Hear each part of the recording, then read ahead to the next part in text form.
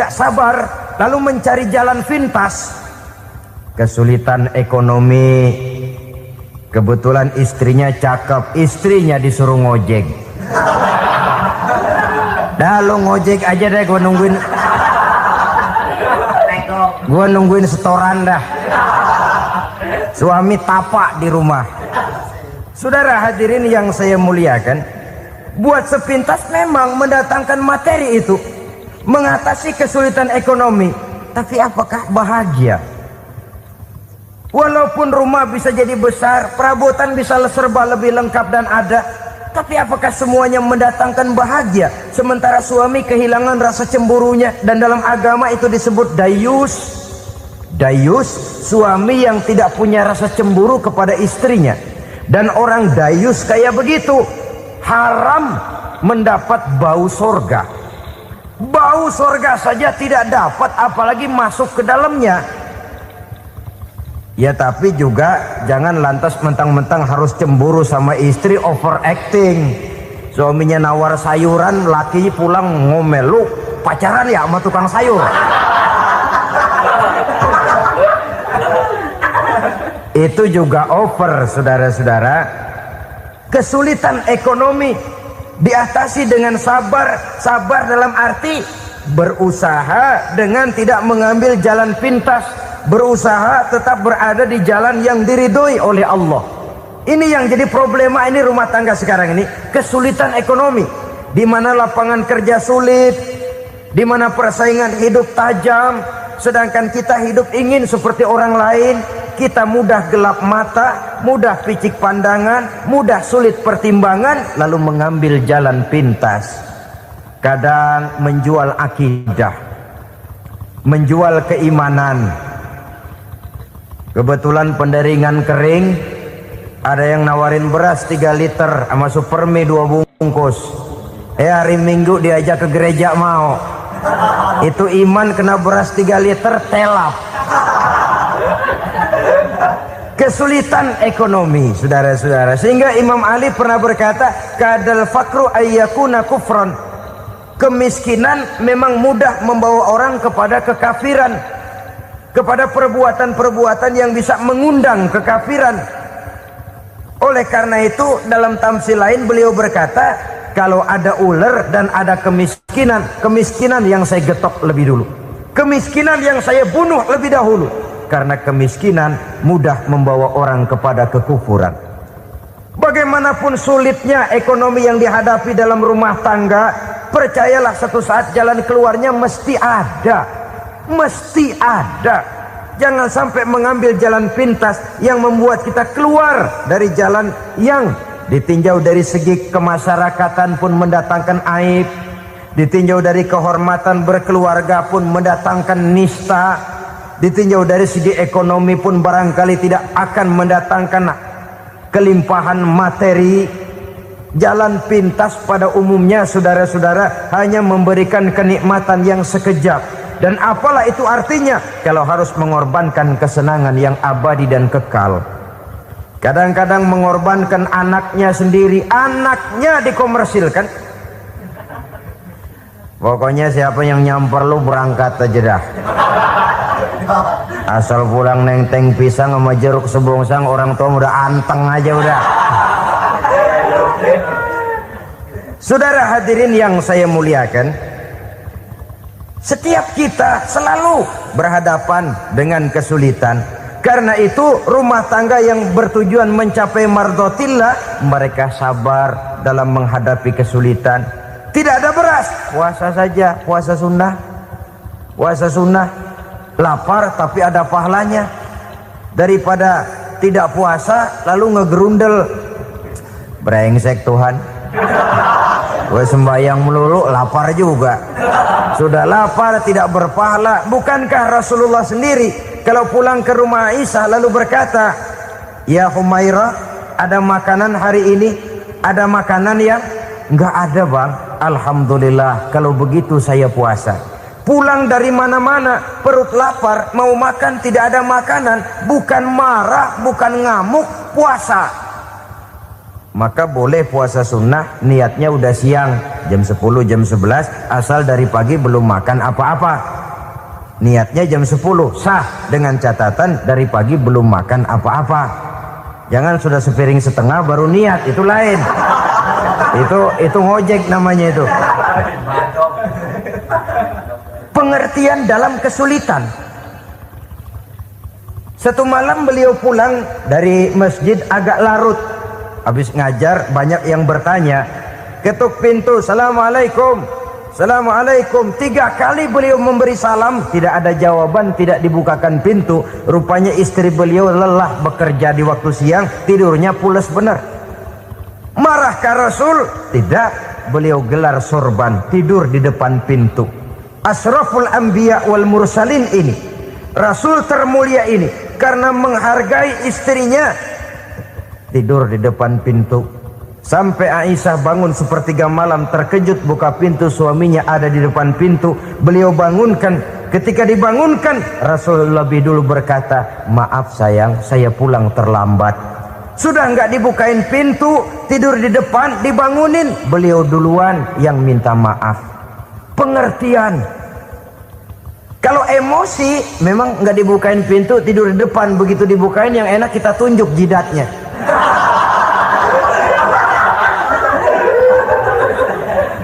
Saudara hadirin yang saya muliakan, kesulitan di dalam kehidupan merupakan bagian daripada kehidupan. Bukan untuk ditakuti, tapi untuk diatasi. Bukan untuk dihindarkan, tapi dicarikan jalan keluarnya.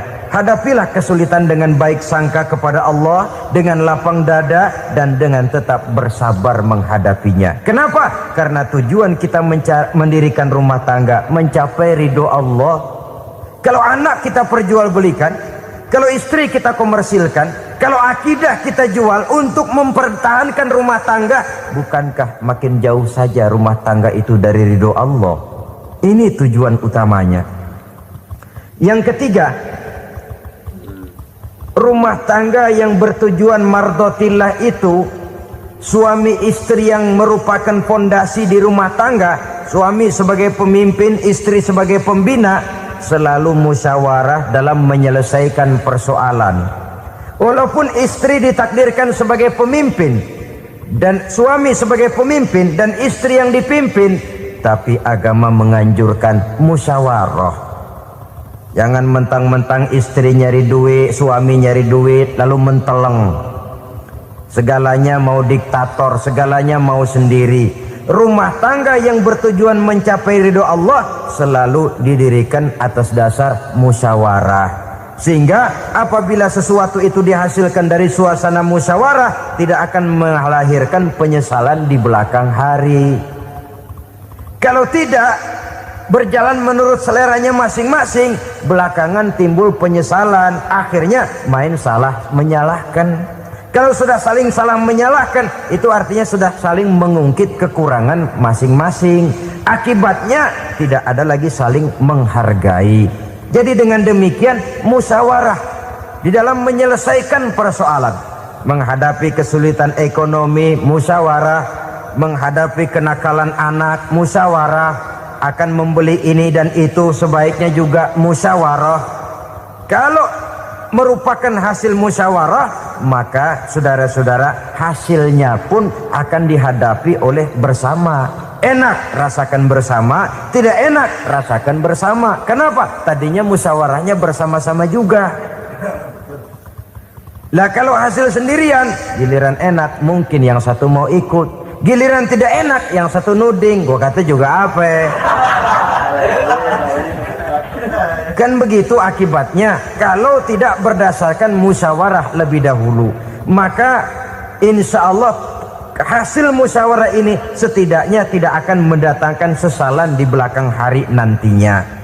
Saudara-saudara kaum muslimin rahimakumullah, ciri yang keempat, sepasang suami istri yang bertujuan mencapai ridho Allah dalam upaya mencapai rumah tangga bahagia itu tawakal apabila mempunyai rencana.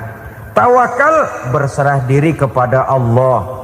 Bukan berserah diri dalam artian mutlak yang mengarah kepada fatalism atau predestination. Kita sering mengartikan tawakal secara salah. Belum apa-apa sudah menyerahkan diri kepada Allah. Emang semuanya terjadi menurut maunya Allah dah. Gak usah ngapa-ngapain, bagaimana Tuhan aja dah.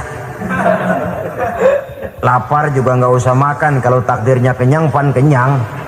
Ya udah lapar terus kita. Makan dulu, perkara nanti kenyang apa tidak itu baru tawakal. Kalau sakit ke dokter, soal sembuh atau tidak baru tawakal. Artinya usaha itu ada.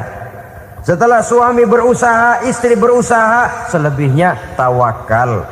Apa perlunya tawakal? Apabila berhasil tidak lupa daratan, apabila berhasil tidak lupa diri, apabila gagal tidak putus asa.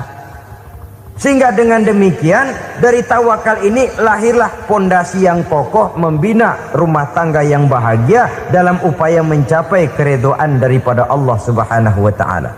Apapun yang kita laksanakan di rumah tangga, tujuan intinya tetap untuk mencapai keridhaan Allah. Beli kendaraan untuk mencapai ridho Allah, lalu dipakai ngaji, dipakai ke masjid dan sebagainya. Beli peralatan rumah tangga untuk mencapai ridho Allah, mendidik anak untuk mencapai ridho Allah, membantu keluarga untuk mencapai ridho Allah, dan begitu selanjutnya. Tawakal apabila mempunyai rencana. Kemudian cirinya yang kelima, suami istri yang bertujuan mencapai ridho Allah selalu mempererat silaturahmi. Sebab seperti sudah saya sampaikan pada pertemuan terdahulu, dalam berumah tangga itu ada orang tua, ada mertua. Itu cuma perbedaan istilah, tapi hakikatnya adalah sama. Jangan karena perbedaan istilah lalu menyebabkan kita berbeda sikap. Kalau sudah berbeda sikap, tentu akan melahirkan perasaan yang tidak simpatik. Sebaiknya suami istri kalau sudah berumah tangga, jadikanlah orang tua tempat cerita yang enak saja. Yang tidak enak telan berdua, yang pahit rasakan berdua, kesusahan dan kesulitan atasi berdua. Giliran enak ngomong sama orang tua, giliran senang cerita sama mertua. Sekarang kan kita balik, kalau lagi senang duitnya banyak, anteng di rumah, kalem aja. Tapi lalu waktu susah, Pak, waktu susah, Ma, cerita kepada orang tuanya, cerita kepada mertuanya. Lalu kapan kita mau menyenangkan orang tua? Sudahlah mereka susah mendidik kita di waktu kecil, membesarkan kita, melakukan segala macam pengorbanan. Demi setelah kita berumah tangga, kesulitan rumah tangga kita tumpahkan juga kepada mereka. Pererat silaturahmi dan usahakan agar seluruh keluarga hanya menjadi tempat kita cerita yang enak-enak saja. Istilah sehari-harinya, kalau di rumah kita makan sama sayur bayam, keluar rumah diem, malah seluitan. Tetangga tanya, lu makan kayaknya enak banget apa sih? Daging ayam.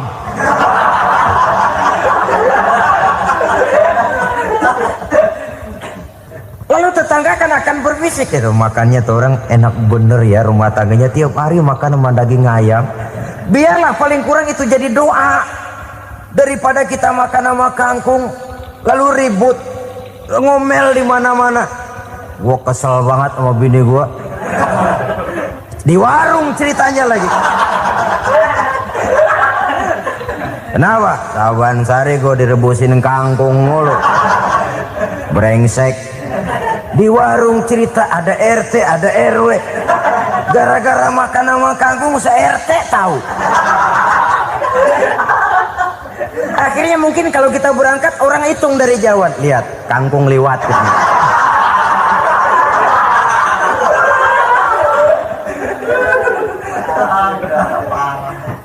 Bisa menjaga yang disebut security informasi, rahasia rumah tangga. Bahkan pernah saya berikan contoh karena ingin menghargai. Suami beliin kain batik buat istrinya. Istri tahu begitu sepintas, nih kain jelek nih. Tapi karena mau menyenangkan suaminya, dia bohong.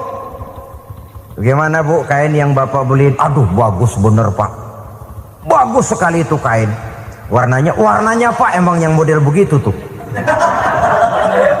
Tetangga kita mana ada yang pakai kain begitu Pak. Ya emang nggak ada jelek. Menghargai. Sebab kalau waktu itu si istri jujur, yang timbul sakit hati suami. Bagaimana bu kain yang saya beliin? Goblok lo. Kain begitu dibeliin di pasar juga banyak 1.400, campur odol lagi. Sudahlah, suami punya niat baik, sampai rumah digoblok-goblokin, tidak ada lagi rasa saling menghargainya. Begitu pentingnya mempererat silaturahmi ini, sampai Nabi berpesan, isnani la yanzurullahu ilaihima yaumal qiyamah qati'ur rahim wa jarus su'. Ada dua golongan manusia yang di akhirat nanti tidak akan dilihat oleh Allah, tidak akan diopeni oleh Allah, didiemin aja. Siapa mereka? Pertama, orang yang suka memutuskan silaturahmi. Yang kedua, tetangga yang jahat dengan tetangganya. Dua golongan manusia ini, pemutus silaturahmi, kemudian juga tetangga yang jahat dengan tetangganya, ini tidak akan dipandang oleh Allah di hari akhirat nanti. Jadi pererat silaturahmi, sebab kita ini zon politiken, makhluk yang bermasyarakat, yang tidak bisa hidup sendirian. Setiap kita memerlukan orang lain. Kita disebut kaya karena ada yang miskin, kita disebut alim karena ada yang awam, kita disebut berkuasa karena ada rakyat jelata. Tanpa rakyat tidak ada penguasa, tanpa yang miskin tidak ada orang kaya. Kalau tidak ada yang jelek, siapa yang bilang cakep? Karena ngimbangi. Saudara hadirin, atas dasar ini mestinya kita selalu bersyukur dalam segala posisi, tidak lalu salah terima kepada karunia yang diberikan Allah kepada kita.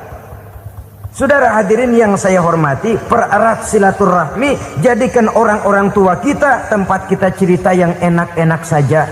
Yang tidak enak, telan sendiri, usahakan sendiri, carikan jalan keluarnya sendiri. Setidaknya ya diam sajalah. Kalau belum bisa membalas budi baik orang tua, setidaknya jangan menyakiti hati orang tua kita. Sudah lelah dan payah dia mengasuh kita, membesarkan kita, merawat kita, demi setelah kita berumah tangga, seluruh kesulitan kita bawa lagi kepadanya. Karena itu buat para istri juga ini perhatian. Kalau dimarahi suami, jangan cepat-cepat pulang ke rumah orang tuanya. Nggak boleh diomelin dikit, main buntal aja. Gua pulang dah. Pulang. Sampai sana cerita habis-habisan, dikucek kejelekan suaminya. Nanti 2-3 hari balik aja lagi. Kan nggak lucu jadinya. Saudara hadirin, begitu juga suami. Mencaci maki habis istrinya, 2-3 hari baik aja lagi. Konyol, istrinya sudah dicaci maki habis-habisan, dijeleki leluhur-leluhurnya, 2-3 hari baik lagi, mesraan lagi. Kata bininya dalam hati, gua lu jelekin juga, lu pakai juga, payah.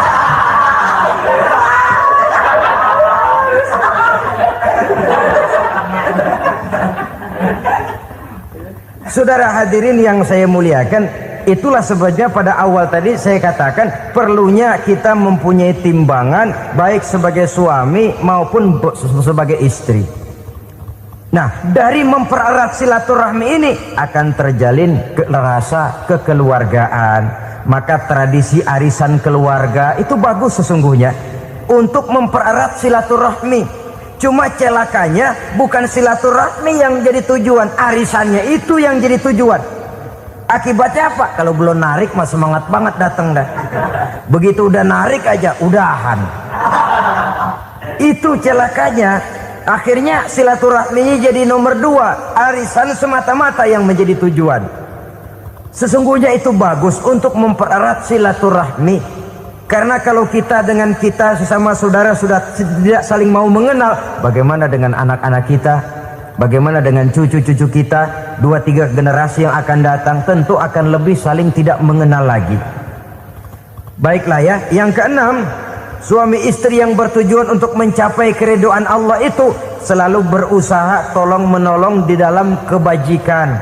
Sebab Allah pesankan itu di dalam Al-Maidah ayat 6, wa ta'awanu 'alal birri wat taqwa wala ta'awanu 'alal itsmi wal 'udwan. Bertolong-tolonganlah kamu di dalam kebaikan, di dalam bertakwa kepada Allah. Jangan bertolong-tolongan di dalam maksiat, di dalam dosa, dan di dalam usaha yang menimbulkan permusuhan. Kalau suami marah kepada seseorang, istri jangan ngipasin. Oh bang, yang begitu mah dibayain tuman.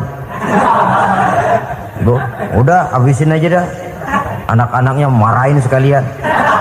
Ngipasin. Istri kesel sama tetangganya, suami ngipasin. Emang tuh tetangga kita, hahu. Habis orang dikipasin. Ta'awanu 'alal birri wat taqwa, bertolong-tolonganlah di dalam kebaikan. Istri malas ngaji, suami mendorong, memberikan sugesti. Suami malas berusaha, istri memberikan sugesti. Saling tolong menolong di dalam kebaikan dan takwa, dan jangan tolong menolong dalam dosa dan permusuhan. Kata suami, Bu, daripada kita melarat terus hidup, kita piara tuyul yuk. Kata istrinya, nah ini sudah menyimpang bang. Bersabarlah, bagaimanapun insya Allah kita tidak akan mati kelaparan.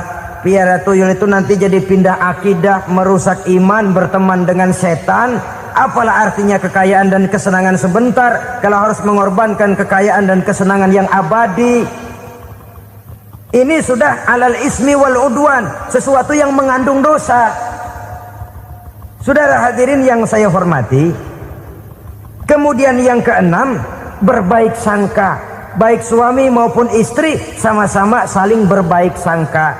Suami melepas istri, istri melepas suami dengan hati yang ikhlas. Suami meninggalkan istri di rumah dengan jiwa yang bersih dan rasa yang aman. Ada rasa baik sangka, dan ini modal dasar. Kalau sudah dilandasi oleh buruk sangka, tentu yang lahir nanti adalah perasaan-perasaan yang tidak baik. Akibatnya sangat tidak menguntungkan. Inilah beberapa ciri dari rumah tangga yang didirikan atas dasar mardhatillah, mencapai keridhaan dari Allah. Nanti akan menyusul tujuan berikutnya, diantaranya mendapat keturunan, diantaranya lagi mendatangkan gairah untuk lebih berusaha mencari rezeki karena sudah merasa punya tanggung jawab berupa anak dan istri, mempererat silaturahmi. Itu cuma tujuan-tujuan sekundernya saja. Tujuan primernya kita melakukan suatu nikah untuk mencapai keridhaan dari Allah Subhanahu wa taala. Silakan punya istri cantik, kaya, tapi tujuan utamanya kita membina rumah tangga untuk mencapai ridho dari Allah. Karena itu dasarnya mawaddatan warahmah. Jangan cuma cinta, tapi juga kasih sayang. Cinta, kecenderungan kepada jasmani akan berakhir, tapi kasih sayang, kecenderungan kepada rohani, makin tua malah makin erat, makin tua malah makin mesra. Sehingga kadang kita menampak kakek-kakek dan nenek-nenek lagunya kayak pengantin baru. Apa cinta-cintaan? Tidak. Bagaimana kakek-kakek sama nenek-nenek harus bilang I love you? Yang masih ada itu waktu itu mawaddah, kasih dan sayang. Itu yang akan kekal, itu yang akan abadi. Tanpa materi orang sulit untuk bahagia, tapi materi semata bukan jaminan orang untuk bahagia. Nah, ciri yang terakhir dari rumah tangga yang bertujuan mencapai ridho Allah, sinar agama kelihatan di dalamnya. Baik suami maupun istri sama-sama orang yang taat melaksanakan ajaran agama. Saudara, mudah-mudahan walaupun singkat dapat menjadi sumbangan moral dalam kita mewujudkan rumah tangga yang bahagia menurut contoh yang diberikan oleh Rasulullah Sallallahu Alaihi Wasallam. Terima kasih atas perhatian saudara. Mohon maaf atas segala kekurangan. Usikum wa nafsi bitaqwallah. Wassalamualaikum warahmatullahi wabarakatuh.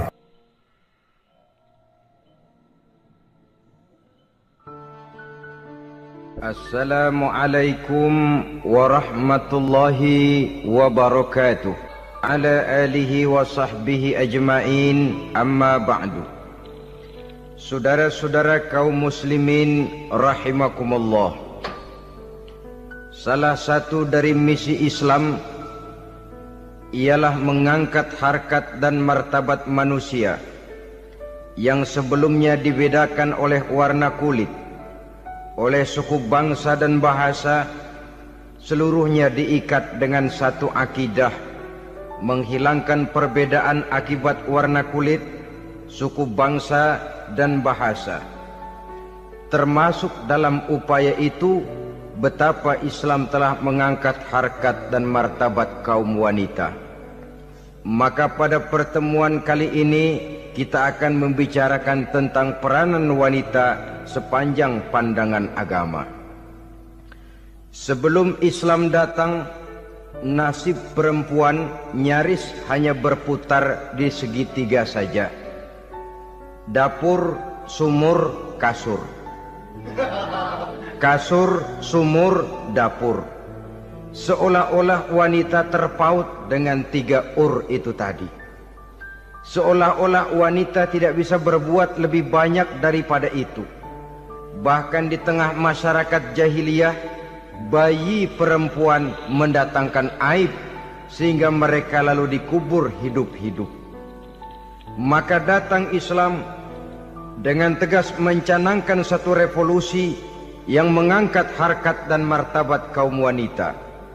Nabi bersabda, "An-nisa'u imadul bilad. Iza saluhat saluhal bilad, wa iza fasadat fasadal bilad." Wanita adalah tiang negara. Jikalau baik wanita, baiklah negara. Jikalau rusak wanita, hancurlah negara. Dalam berbagai ayat Al-Quranul Karim menjelaskan tentang wanita dan peranannya. Al-Quran bercerita tentang Siti Hawa. Al-Quran bercerita tentang anak perempuan Nabi Adam, Iklimah dan Labuda, yang menyebabkan Habil dan Qabil saling berbunuh-bunuhan. Al-Quran menceritakan bagaimana ibunya Nabi Musa mendapat wahyu untuk menghanyutkan anaknya di hilir sungai Nil. Al-Quran bercerita tentang Siti Maryam, ibu daripada Nabi Isa. Al-Quran bercerita tentang 2 putri Nabi Yusuf, yang akhirnya salah satunya menjadi istri daripada Nabi Musa. Pun Al-Quran bercerita tentang Ratu Balkis, seorang wanita yang menjadi penguasa di negeri Sabah, yang demikian besar pengaruhnya dan wawasannya. Dan banyak lagi Al-Quran menceritakan keadaan kaum wanita, sampai-sampai dalam Al-Quran ada satu surah yang dinamakan surah An-Nisa. Ini seluruhnya berarti bahwa Al-Quran telah menempatkan kaum wanita dalam satu posisi yang mulia dan terpuji. Al-Quran memberikan emansipasi, bahwa wanita berhak mengejar kemajuan sebagaimana halnya kaum laki-laki. Tetapi sungguh pun demikian, Al-Quran tetap memberikan batasan-batasan sepanjang emansipasi itu tidak bertentangan dengan kodrat kewanitaan itu sendiri. Kalau persamaan dan kemajuan, kalau emansipasi dan hak asasi sudah tidak sesuai lagi dengan kodrat kewanitaan, pada akhirnya bukan mengangkat harkat dan martabat kaum wanita, justru malah merendahkan derajat dan martabat kaum wanita itu sendiri. Seperti sebagian besar wanita ini, mereka berteriak menuntut tentang persamaan hak, tapi mereka melupa apa batasan daripada persamaan hak itu sendiri. Sesungguhnya Islam dengan segala konsepsinya yang mengangkat martabat kaum wanita itu, memberikan keleluasaan kepada kaum wanita untuk maju bersama laki-laki sepanjang tidak menginjak-injak kodrat kewanitaan itu sendiri. Kalau sudah sampai kepada menginjak kodrat kewanitaan, maka akan merendahkan martabat kaum wanita. Sebab apa? Secara fisik dan psikis, agaknya memang laki-laki sudah ditakdirkan oleh Allah untuk menjadi pembimbing bagi kaum wanita. Walaupun tidak tertutup kemungkinan wanita tampil sebagai pemimpin, tetapi dari segi fisik biologis misalnya, laki-laki itu diciptakan kekar, kuat, untuk memikul dan melaksanakan tugas-tugas yang berat. Sedangkan perempuan pada umumnya adalah lembut, ayu, lemot, denok, geboy, dan lain sebagainya. Maka kalau kita baca sejarah, Allah itu belum pernah mengutus rasul perempuan. Semua rasul laki-laki. Sebab apa? Secara fisik biologis tugas kerasulan lebih dimungkinkan oleh seorang laki-laki. Tugas rasul itu berat. Kadang-kadang perang, dicaci maki, berhadapan dengan ujung tombak, ujung pedang dan lain sebagainya. Makanya seluruh rasul laki-laki, dan Allah belum pernah mengutus rasul perempuan. Dari segi lain, perempuan itu banyak terhalang untuk melaksanakan ajaran agama. Misalnya 1 minggu dalam sebulan perempuan itu terkena cuti khusus, mengalami masa menstruasi, tidak sholat, tidak puasa, tidak melaksanakan ajaran agama yang tidak dibolehkan pada saat menstruasi itu. Kalau ada rasul perempuan, lalu saat malaikat akan menyampaikan wahyu, kebetulan rasulnya sedang wah, itu bisa balik lagi malaikat Jibril ke langit itu. Mau turun nyampein wahyu, balik lagi ke atas, ditegur, kenapa balik lagi Jibril? Rasulnya lagi head.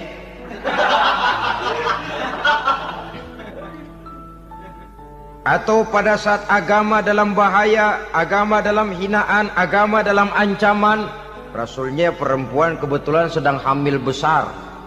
Apa lalu perang ditunda? Pengumuman perang ditunda saja sampai rasul melahirkan. Tentu lebih tidak mungkin lagi. Secara fisik biologis laki-laki lebih memungkinkan untuk melaksanakan tugas kerasulan ini. Maka seluruh rasul yang diutus Allah adalah laki-laki.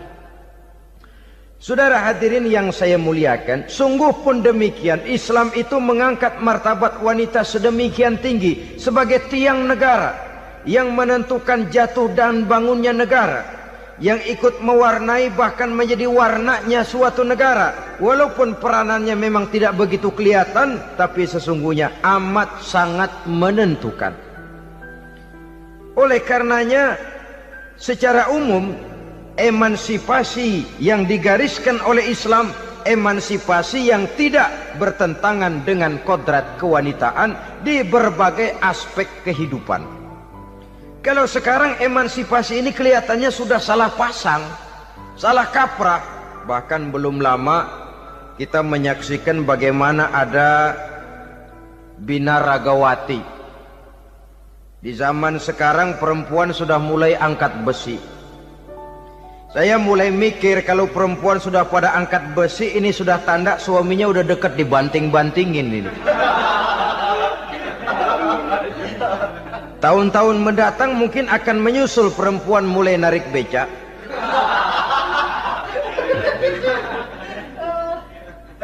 Nampaknya kan sudah tidak lagi mengindahkan kodratnya sebagai wanita.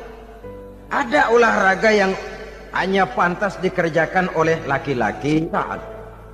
Oleh karena itu pada kesempatan ini kita akan mencoba melihat peranan wanita dari berbagai dimensinya. Yang pertama, peranan wanita sebagai istri. Adalah Rasul memilih istri pertamanya Sayyidatuna Khadijah radhiyallahu anha. Kalau pilihan utama beliau pertama kali nikah dengan Siti Khadijah, jelas itu pilihannya bukan karena kecantikan. Kenapa? Beliau nikahi Siti Khadijah dalam usia 40 tahun Khadijah dan 25 tahun Rasul. Statusnya janda pula. Kalau beliau seorang pemburu kembang, pemburu bunga, kenapa mesti nikah dengan janda berumur 40 tahun? Sedangkan beliau waktu itu masih berumur 25 tahun.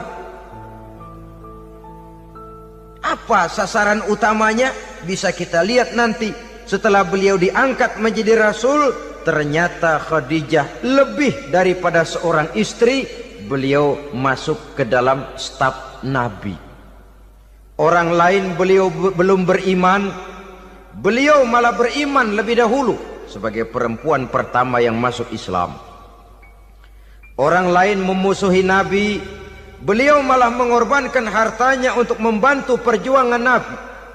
Istri setia semacam ini, dengan peranannya sebagai istri yang sedemikian rupa, memberikan andil yang sangat besar bagi kesuksesan dan keberhasilan seorang suami. Sebaliknya, seorang istri bisa mempengaruhi suaminya. Seorang suami yang jujur, polos, lugu, sederhana, bisa jadi koruptor ulung kalau didorong-dorong oleh istrinya. Seorang istri Pak Lurah memang tidak ikut mengatur kelurahan, tapi dia bisa mewarnai suaminya. Seorang istri gubernur memang tidak ikut mengatur provinsi, tapi dia bisa mewarnai suaminya. Sepanjang warnanya positif, tentu sangat baik dan sangat diharapkan. Tetapi kalau warnanya negatif, kiamatlah akibatnya umat ini. Oleh sebab itu, peran pertama dari kaum wanita sesungguhnya adalah sebagai istri yang mendampingi suami untuk mengolah dan melaksanakan tugas-tugas besar. Dari seorang yang paling kecil sampai kepada seorang yang punya jabatan paling tinggi sekalipun, pengaruh dan peranan istri memang sangat menentukan. Saudara hadirin kaum muslimin rahimakumullah. Itulah sebabnya Nabi menikah dengan Siti Khadijah, dan lebih dari itu, sebelum menikah dengan Nabi, Siti Khadijah itu sudah terkenal sebagai pengusaha wanita, business girl kalau bahasa sekarang ini. Bahkan jaringan bisnisnya tidak hanya Mekah saja, tidak hanya antar kota, bahkan sudah antar negara, dari Mekah ke Syam, dari Mekah ke Madinah dan lain sebagainya, yang bahkan kita tahu Rasul pada mulanya pun ikut membantu perdagangannya Siti Khadijah radhiyallahu anha ini. Jadi kalau bercermin dari karier Siti Khadijah, boleh saja wanita bergerak di bidang bisnis, asal memang profesi, bukan karena dengan senjata dan modal kecantikan lalu membujuk dan merayu orang sampai telap sehingga bisnisnya berjalan lancar dengan jalan menjual kecantikannya. Tidak, bergerak di bidang bisnis yang memang profesinya di situ. Tidak ada salahnya. Bisa saja perempuan menjadi bisnis girl seperti yang dicontohkan oleh Siti Khadijah radhiyallahu anha ini. Sebab itu, kontes-kontesan yang hanya bertitik kepada rupa yang ayu saja, rupa yang cantik saja, sesungguhnya bukan hanya tidak bermanfaat, tapi saya pikir juga sangat tidak mendidik. Yang mengajar anak-anak remaja putri kita untuk berlomba-lomba hidup dalam kepalsuan. Alis mata palsu, hidung pesek dimancungin palsu, operasi plastik. Alis matanya dikerik, bikin yang palsu. Tai lalat lagi bikin yang palsu. Gincu bibir dimerahin, palsu. Seluruhnya hidup dalam kepalsuan.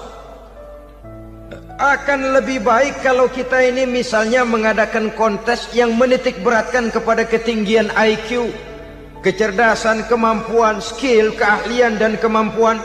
Tidak hanya dititik beratkan kepada rupa yang ayu dan cantik semata-mata. Sebab di samping manfaatnya diragukan, juga sangat tidak mendidik buat generasi yang akan datang. Terutama ibu-ibu, peran utama wanita sesungguhnya adalah sebagai istri mendampingi suami dalam melaksanakan tugas-tugas besar. Satu hari, serombongan ibu-ibu pernah datang menghadap Rasul mengajukan satu resolusi.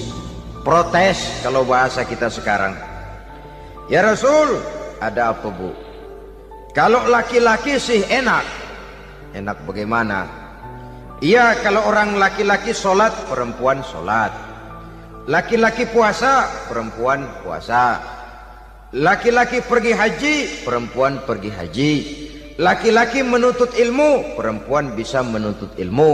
Tapi kalau laki-laki pergi jihad, perang membela agama, kami perempuan tidak bisa ikut jihad perang di medan pertempuran. Padahal pahala jihad sangat besar dan kami ingin mendapat pahala jihad. Tidak adil kalau begini ya Rasul, izinkan kami pergi jihad. Ini perempuan di zaman Rasul, kalau ada kebaikan tidak bisa ikut, rasanya rugi bukan main, lalu protes. Apa jawab Rasul? Beliau senyum. Ibu-ibu jangan khawatir, walaupun ibu-ibu tidak maju ke medan perang, ada ibadah yang pahalanya sama dengan pahala jihad itu. Apa ya Rasul? Beliau menjawab, jihadukunna fi baitikunna. Jihadnya ibu-ibu, jihadnya kaum wanita adalah di rumah tangganya sebagai istri. Memasak makanan suaminya, mencuci pakaian istrinya, mengasuh, merawat dan membesarkan anak-anaknya, itu seluruhnya bagian daripada ibadah yang pahalanya tidak kurang dengan pahala jihad. Kenapa? Al-Quran itu memberikan sesuatu sesuai dengan kedudukannya. Kalau perempuan pergi perang jihad membela agama, musuhnya laki semua, kayak apa perangnya? Itu musuhnya bisa nggak mau pakai pedang, perangnya udah gulat aja udah. Sehingga Rasul lalu memberikan satu jalan keluar yang membuat wanita-wanita itu lega. Jihadukunna fi baitikunna. Ibu-ibu sih tidak usah khawatir, jihad ibu adalah di rumah tangga ibu-ibu semua. Sejak bangun tidur sampai tidur kembali, nyaris kaum ibu itu 24 jam pekerjaannya. Sebagai istri, dia melaksanakan jihad di rumah tangganya. Peranan wanita yang pertama adalah sebagai istri, yang walaupun tidak kelihatan dan menonjol seperti halnya laki-laki, tapi sangat mewarnai, bahkan menjadi warna dari tugas apapun yang dihadapi oleh suaminya. Dulu ada seorang orator, kalau pidato hebat bukan main. Kalau dia bernada gembira, semua orang senyum. Kalau dia bercerita tentang sesuatu yang sedih, satu masjid orang nangis. Orang tanya kepadanya, Pak, bisa pidato begitu hebat, siapa yang bikin? Ya saya sendiri. Istrinya dari belakang bilang, tidak, yang bikin pidatonya hebat saya. Kata suaminya, mana bisa, saya, kata istrinya. Kalau saudara tidak percaya, tunggu Jumat depan, dia khutbah Jumat, saya akan bikin khutbahnya tidak hebat, kata istrinya. Sudah hari Rebo, siap-siap mau bikin konsep khutbah, baru mau nulis, datang istrinya, Bang, tolong pegangin anak, saya mau ke warung. Mau bikin konsep lagi, kata istrinya, Bang, tolong ini, tolong itu, tolong ini. Sampai mau berangkat khutbah Jumat, khutbah belum selesai dibikin. Begitu naik mimbar, kehabisan bahan. Sudah 10 menit masih ama ba'du. Ini yang dengar heran, ini orang kok bicaranya bisa cuma amat sama badu saja. Di situ kelihatan saudara-saudara betapa peran serta istri yang walaupun tidak kelihatan oleh pandangan mata yang zahir, tapi teramat sangat menentukan. Sekali lagi, tidak ada seorang suami bisa sukses jadi apapun dia tanpa peran serta istrinya di rumah. Tidak ada kemajuan yang bisa diperoleh kalau tidak karena peran serta istrinya di rumah.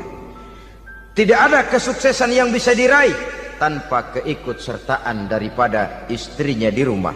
Walaupun suaminya yang dikenal orang, suaminya yang dipuji orang, suaminya yang disanjung orang, bagian besar tetaplah saham dan andil daripada istrinya yang di rumah itu. Ini makna an-nisa imadul bilad. Wanita adalah tiang negara. Jikalau baik wanita, baik negara. Jikalau rusak wanita, hancur negara. Karena wanita, negeri Sabah menjadi terkenal, tentram, aman, wawasan politiknya luas. Seorang semacam Cleopatra bisa menaklukkan Julius Caesar. Dan begitu selanjutnya. Banyak cerita-cerita betapa wanita yang berperan di belakang layar ini bahkan bisa menggoyangkan negara. Bahkan yang paling dekat saja contoh dengan kita, Senator Gary Hart. Saudara masih dengar tentu itu, betapa harus terpaksa mengundurkan diri dari pencalonan presiden Amerika karena kasusnya dengan Donna Rice itu, dengan hostess itu. Betapa di sini seorang perempuan atau seorang wanita sanggup membongkar seseorang yang punya masa depan ceria untuk menuju kursi kepresidenan dari suatu negara adidaya seperti Amerika, bisa gagal berantakan karena skandalnya itu. Apa penyebabnya? Wanita. Tapi wanita juga bisa menyebabkan menjadi cambuk majunya laki-laki. Wanita juga bisa menghancurkan dan mengubur laki-laki. Saudara hadirin yang saya muliakan, ia memang kelihatannya makhluk yang lemah, tapi di balik kelemahannya itu sesungguhnya dia bisa menelan laki-laki yang bagaimanapun besarnya. Saudara-saudara kaum muslimin rahimakumullah, terutama ibu-ibu yang saya hormati, jadi peranan yang pertama wanita sebagai seorang istri. Yang kedua, wanita sebagai ibu. Ini juga sangat besar pengaruhnya dalam membentuk generasi masa yang akan datang. Bapak, oleh karena kesibukan tugasnya tentu lebih banyak di luar rumah. Yang nyaris 24 jam di rumah itu ibu. Bagaimana dia merawat anaknya, bagaimana dia menaruh perhatian terhadap anaknya, bagaimana ia melimpahkan kasih sayang kepada anak-anaknya, akan membentuk kepribadian anak dan artinya membentuk generasi yang akan datang. Kalau seorang ibu sudah cuek-cuek saja kepada anaknya, padahal Quran mengatakan al-jannatu tahta aqdamil ummahat, surga di bawah telapak kaki ibu. Hadis ini bisa kita artikan macam-macam. Pertama, anak tidak akan mendapat kebahagiaan tanpa ridho daripada ibunya. Kedua, ibu adalah wanita agung yang harus ditaati. Ketiga, neraka atau surga anak bergantung kepada ibu, bagaimana dia mewarnai anak. Kalau ibunya cuek-cuek saja sama anaknya, dan sering jadi contoh klasik, kalau anak ayamnya beduk maghrib belum pulang, satu RT dicariin, hansip diundang, kalau perlu dan ramil dilaporin. Tapi kalau anak gadisnya jam 12 tengah malam belum pulang, ibu tenang saja Pak.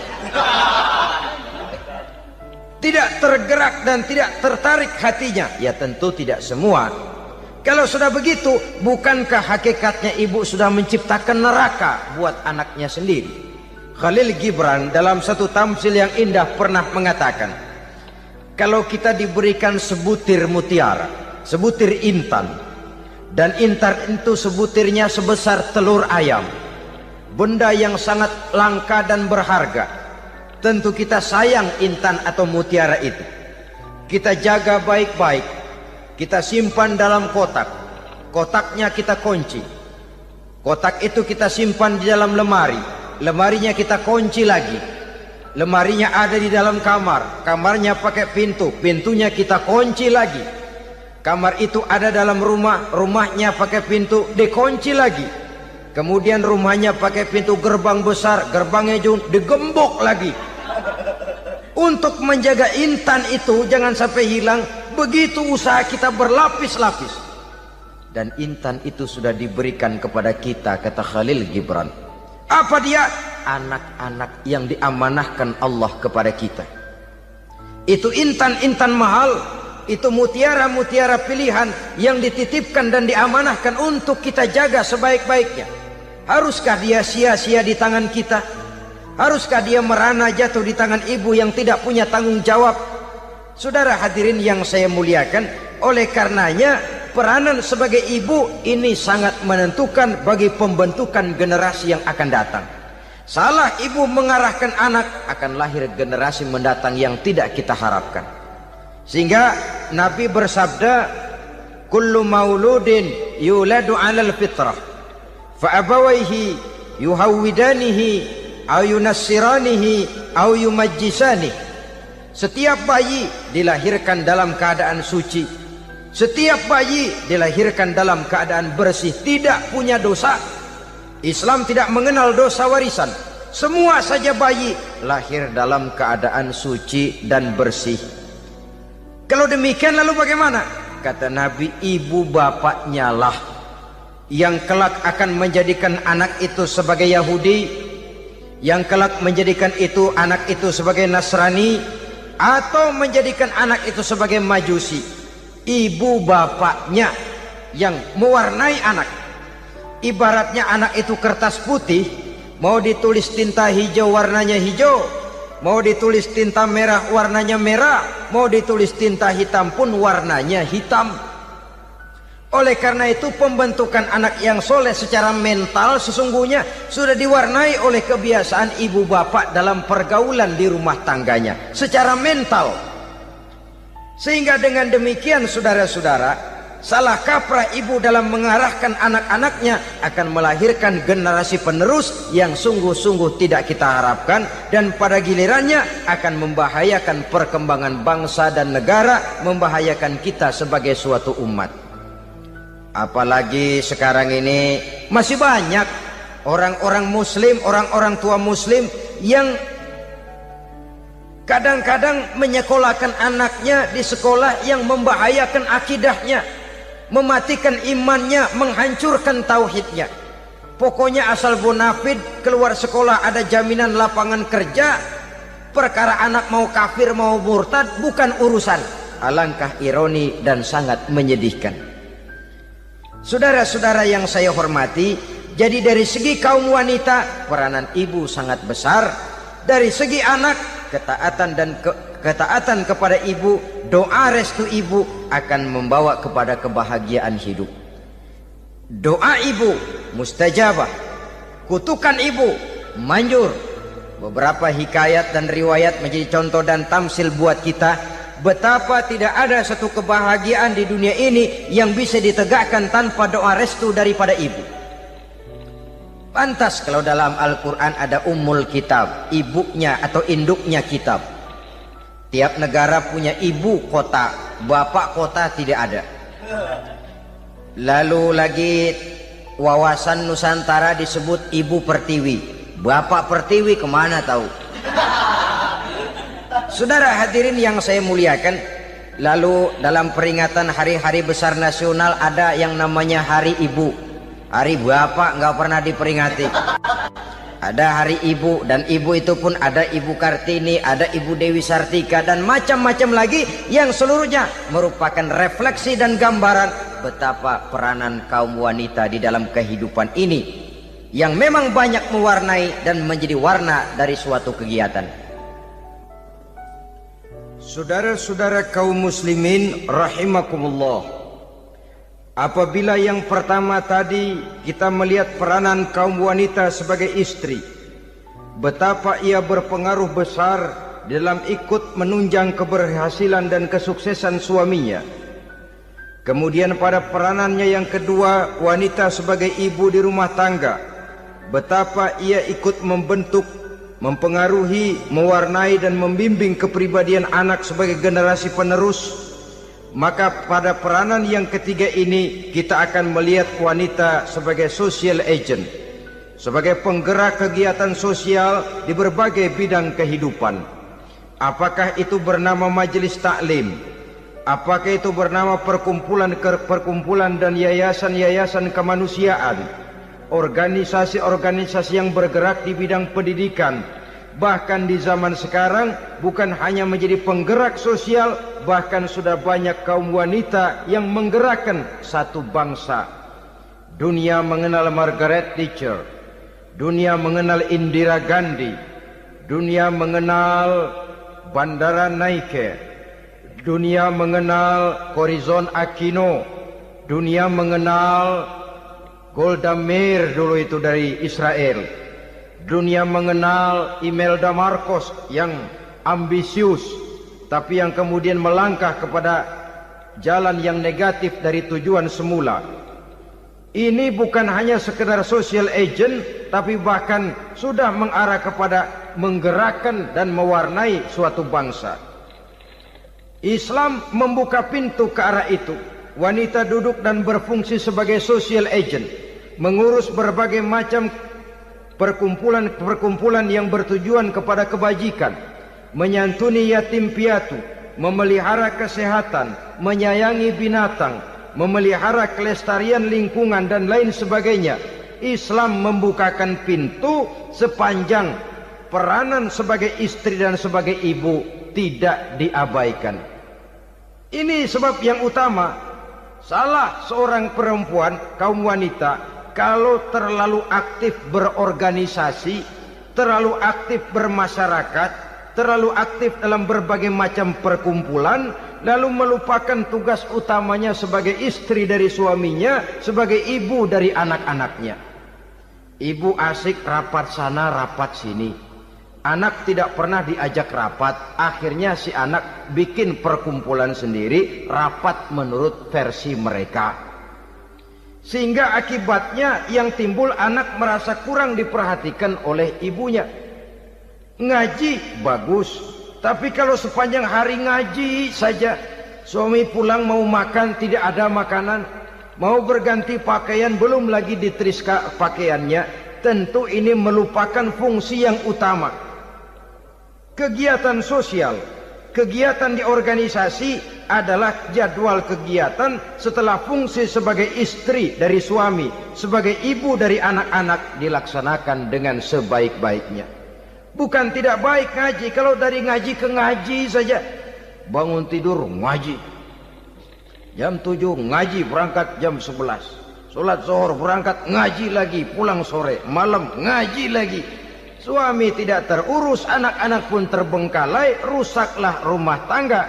Dan bukankah satu bangsa terdiri dari satu tatanan masyarakat, dan tatanan masyarakat yang paling kecil bernama keluarga.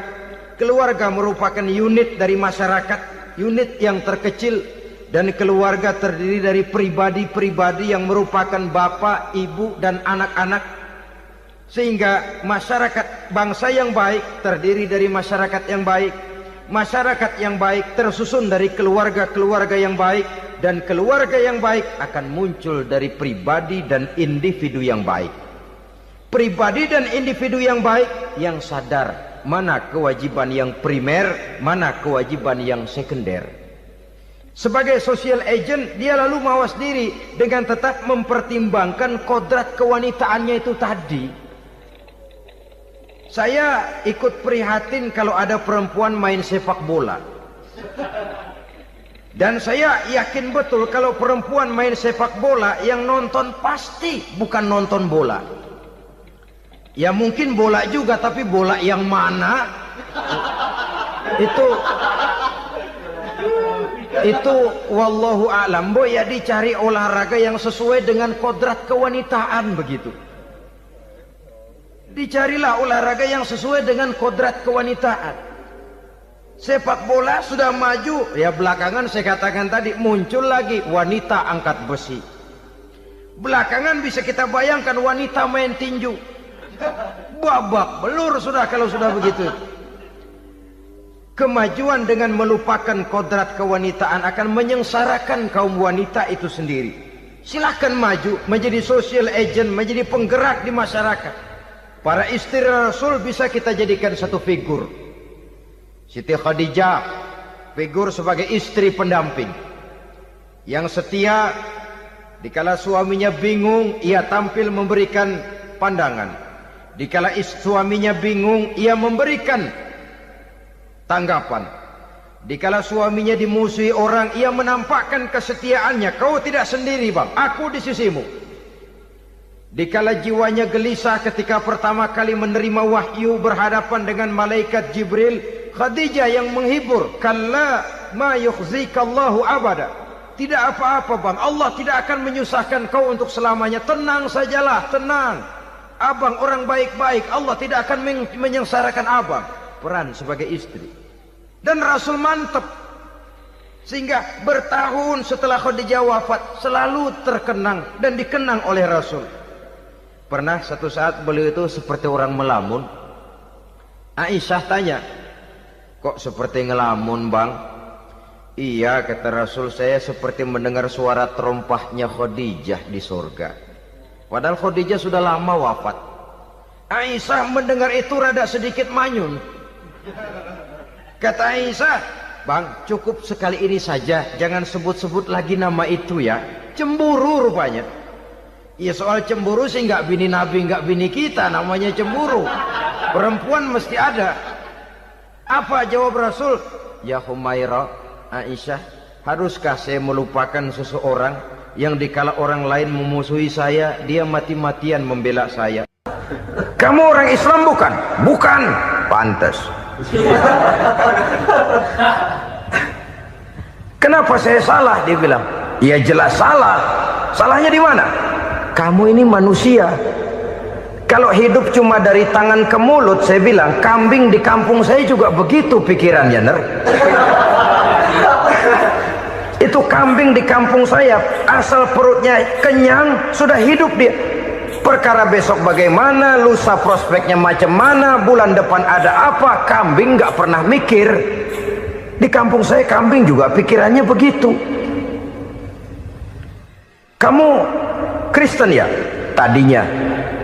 Loh kok tadinya, lalu apa sekarang kamu ini? Dia bilang, sekarang saya netral. Saya tidak beragama, tapi saya percaya kepada Tuhan sebagai pencipta alam. Assalamualaikum warahmatullahi wabarakatuh. Waalaikumsalam warahmatullahi wabarakatuh. Alhamdulillah, wassalatu wassalamu ala sayyidina Rasulillah, Sayyidina wa maulana Muhammad ibn Abdullah wa ala alihi wa sahbihi wa mawala, la hawla wa la quwwata illa billah, amma ba'du. Bapak-bapak, ibu-ibu, saudara-saudara kaum muslimin rahimakumullah. Di dalam kehidupan kita sebagai seorang muslim, minimal 5 kali dalam sehari semalam kita mendengar seruan untuk mendirikan solat yang disebut azan. Ada kalimat menarik di dalam kalimat azan itu, yakni seruan hayya 'alal falah, marilah menuju kepada keberuntungan, marilah meraih kemenangan. Seruan ini adalah kecenderungan dari setiap manusia, apapun warna kulitnya. Artinya, setiap orang dalam hidup selalu ingin meraih dan mencari kemenangan. Kemenangan akan melahirkan kepuasan batin, dan kepuasan batin memberikan kebahagiaan. Sedangkan kekalahan melahirkan penderitaan batin, dan penderitaan batin menjerumuskan seseorang di dalam berbagai bentuk kerugian. Jikalau inilah seruan azan, maka masalahnya ialah apa yang menyebabkan kita meraih kemenangan. Al-Quranul Karim memberikan tuntunan dan ajaran kepada kita bahwa orang-orang yang memperoleh kemenangan itu tidak lain adalah orang-orang yang bertakwa. Hanyalah mereka yang bertakwa kepada Allah Subhanahu wa ta'ala pada akhirnya akan tampil sebagai pemenang. Lalu siapa orang yang bertakwa itu? Dijelaskan dalam awal-awal Al-Baqarah, orang yang bertakwa yang akan meraih kemenangan. Pertama, alladzina yu'minuna bil ghaib, yaitu orang-orang yang beriman kepada yang gaib. Percaya bahwa ada alam yang gaib, alam yang abstrak, alam yang tidak bisa dijangkau oleh salah satu daripada panca indera kita.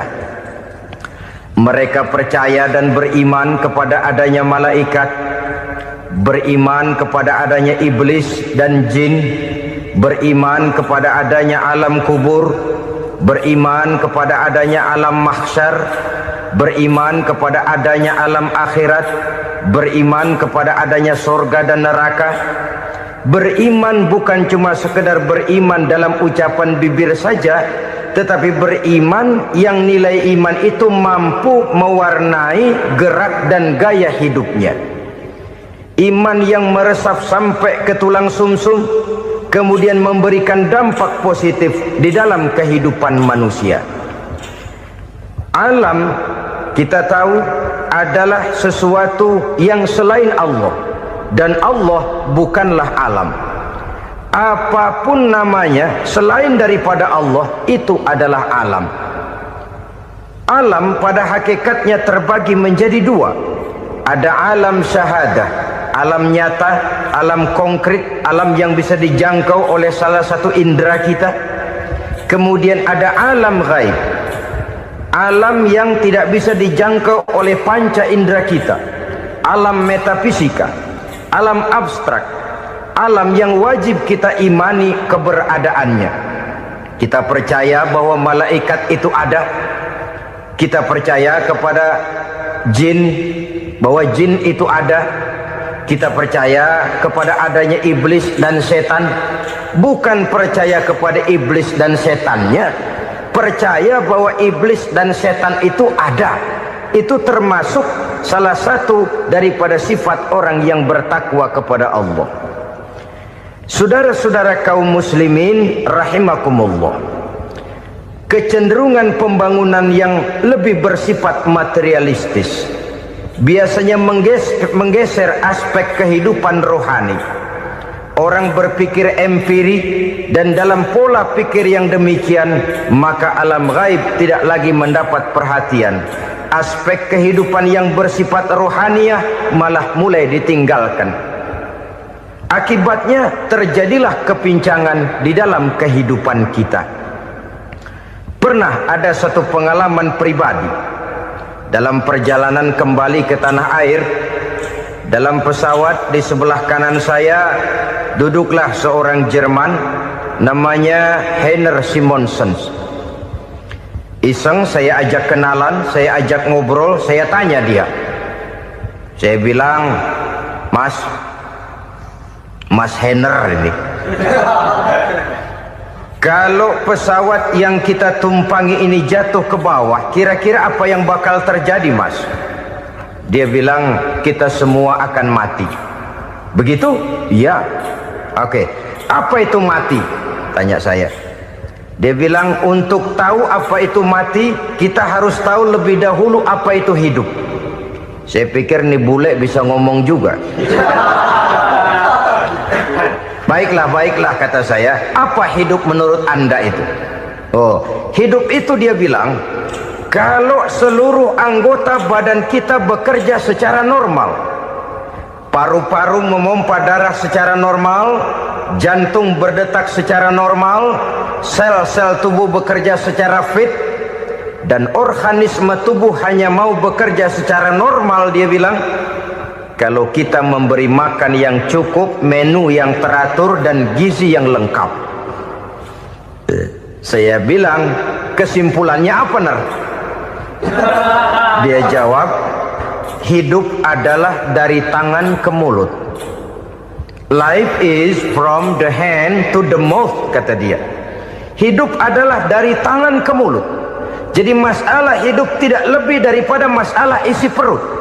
Orang pergi pagi, pulang sore, peras keringat, banting tulang, perut yang dibelain. Saya bilang, you are wrong. Sampean salah, Ner. Kamu orang Islam bukan? Bukan. Pantas. Kenapa saya salah? Dia bilang, ya jelas salah. Salahnya di mana? Kamu ini manusia. Kalau hidup cuma dari tangan ke mulut, saya bilang, kambing di kampung saya juga begitu pikirannya, Ner. Itu kambing di kampung saya, asal perutnya kenyang, sudah hidup dia. Perkara besok bagaimana, lusa prospeknya macam mana, bulan depan ada apa, kambing nggak pernah mikir. Di kampung saya kambing juga pikirannya begitu. Kamu Kristen ya? Tadinya. Loh kok tadinya, lalu apa sekarang kamu ini? Dia bilang, sekarang saya netral.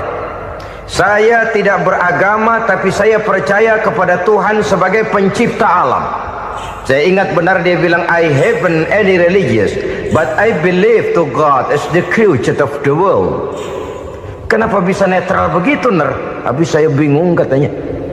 Islam bilang Islam baik, Kristen bilang Kristen baik, Hindu Buddha bilang Hindu Buddha baik, semua agama baik. Saya netral sekalian, nggak beragama. Yang penting saya percaya kepada Tuhan. Saya bilang, kamu ini kayak orang mau beli celana. Lalu bingung. Yang satu bilang Levi's bagus, yang satu bilang Blue Jean hebat, yang satu bilang Wool England hebat. Celana ini hebat, celana itu bagus, celana ini hebat. Semua celana bagus, kamu bingung. Akhirnya netral, tidak pakai celana. Itu juga salah. Saya pikir-pikir, kemudian saya melihat bahwa dua pola berpikir Henner ini nampaknya sudah mulai menggejala di lingkungan masyarakat bangsa kita. Disadari atau tidak, secara jujur kita harus berkata, dua pola pemikiran Henner ini mulai berkembang di tengah masyarakat bangsa kita. Pertama, pola pikir materialisme. Hidup adalah dari tangan ke mulut. Masalah hidup tidak lebih masalah isi perut. Itu yang perlu dibela, dan disitulah arti kehidupan. Pergi pagi, pulang sore, peras keringat, banting tulang untuk mempertahankan perut. Kalau sudah kemari cara orang berpikir, maka buat apa percaya kepada yang gaib? Untuk apa sholat? Untuk apa puasa? Untuk apa zakat? Untuk apa menghadiri majelis taklim? Tanpa kepercayaan kepada yang gaib, hidup berjalan menurut alur empiris dan materialis. Kalau sudah ke sana cara orang berpikir, biasanya orang lalu cenderung menghalalkan segala cara. Hanyalah orang yang percaya bahwa akhirat ada.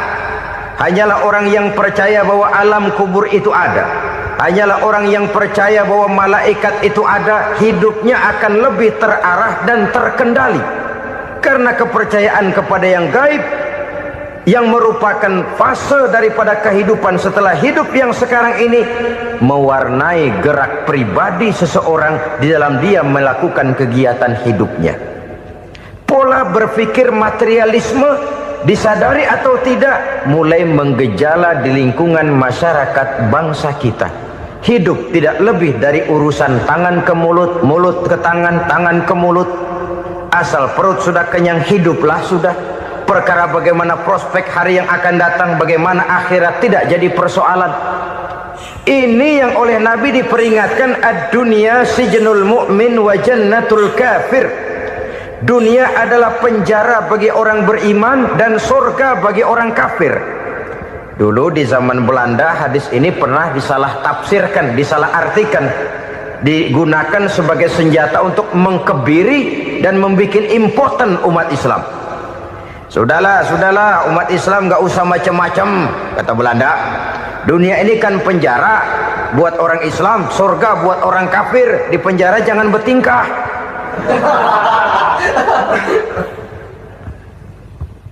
Pengertiannya tidak begitu. Dunia adalah penjara bagi orang mukmin. Artinya dalam kehidupan dunia seorang mukmin tidak bebas memperturutkan hawa nafsunya.